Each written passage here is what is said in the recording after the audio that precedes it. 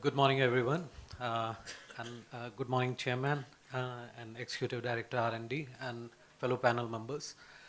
Uh, so just to give you an intro about Nivetti Systems, from where I come from, and I'm one of the co-founders. We're the first Indian company to have developed a fully indigenous network operating system for the country ground up, and we are the first Indian IP networking company to have built a high-end networking, routing, switching hardware grounds up in India with absolutely no design or board which has been bought from outside in. So apart from that, we also took a very disruptive and a different view on the security when we started looking at where India is coming from. I mean, we have been predominantly a technology consuming nation, and we had been buying all this technology from quite some time. And for most of the organizations, security was pretty much the process which a vendor comes and tells that you look at this, do this, you are secure. And the time or the era in which we are in, we no longer can rely on that, because the moment we only look at a vendor defined process, we are creating a blind spot where we have no clue what is happening beyond those processes, and we are completely living in oblivion.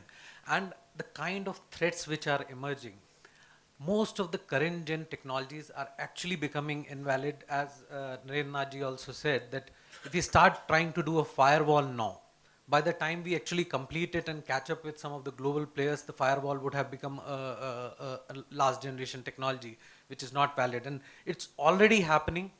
Just to give you an example, the kind of advanced threats which are there are self-morphing malwares which can change their signatures on their own and attack a same network again and again. And there is no technology in the world, no vendor in the world who can modify or update the signatures at the same rate at which the malware can change itself.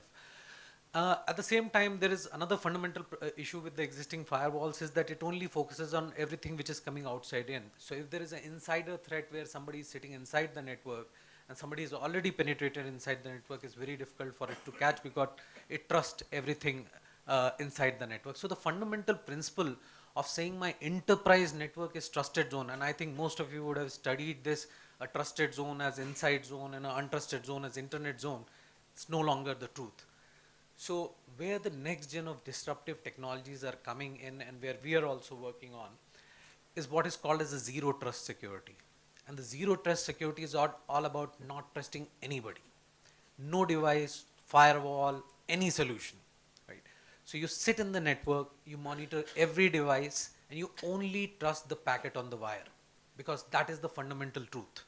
There is no way anybody can bypass that network. If there is an attacker which is sitting inside your network trying to exfiltrate data, trying to compromise your machine, he is going to leave a footprint on your network. And if you monitor that, and do not trust any device, monitor the behavior. So fundamentally, trust is a factor of behavior and not an absolute truth. So you have to consistently monitor every user, every device.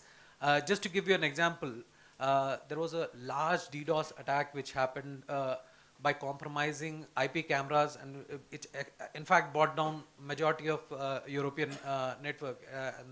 And it was like almost 600 gig of DOS attack which happened. And just imagine, till the time the amount of IP cameras which had to be compromised, nobody had a clue. And most of these IP cameras were sitting behind firewalls or connected to secure, so-called secure networks. So if an individual was monitoring that a camera is only supposed to talk to the DVR and not send anything to the internet, or not supposed to send anything outside, it's very easy to have caught such kind of issues upfront. So fundamentally, the concept of zero trust security is to monitor every device, collect all the logs, look at all the metadata, keep it for forensics, and at the same time have ability to raise real-time alerts as and when situation is happening.